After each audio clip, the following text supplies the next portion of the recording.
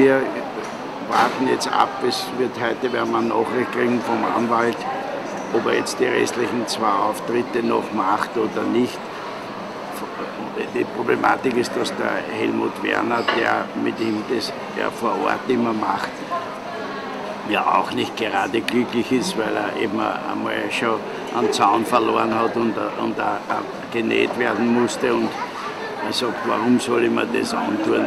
Das ist jetzt die Frage, kommt er zur Vernunft oder nicht. Er hat jetzt auch einen neuen Anwalt, weil der alte Anwalt hat eben auch aufgrund der Probleme seinen Job vermutlich zurückgelegt.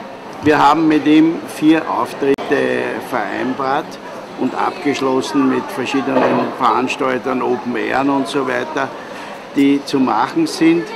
Und davon hat er gesagt, 2 absolviert er und 2 will er nicht mehr machen. Jetzt ist es ja so, dass da andere Adressen in der ursprünglichen Vereinbarung waren und die wurden ausgetauscht, und da wird jetzt mit seinem Rechtsanwalt herumdiskutiert, ob er jetzt alle 4 Auftritte macht oder ob er nur 2 macht. Und wenn er weiter so kompliziert ist, dann machen wir mit ihm nicht mehr weiter. Wir haben mit ihm nur Auftritte für den Juli fixiert. Wir hätten ab 10. August eine Tournee, die bis Mitte September laufen würde.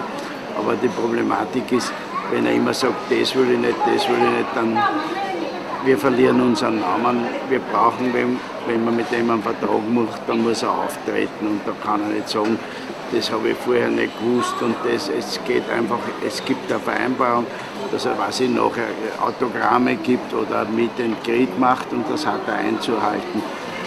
Da war zum Beispiel beim Zirkus Knie, das war nicht vereinbart, ist richtig, hat ihm der Herr Knie 3.000 € dafür geboten, dass er nach dem Auftritt noch 20 Minuten den Leuten die Hände schüttelt, und das hat er gesagt, das macht er nicht.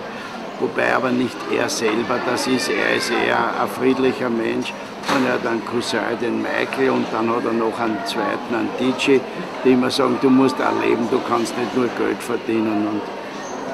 Und da gehört einfach wer, der auf ihn einen Einfluss nimmt und ihn dazu bringt, dass er das, was er verspricht, auch einhält, weil es geht nicht an, dass man Verträge macht und dann sagen die, das wollen wir nicht.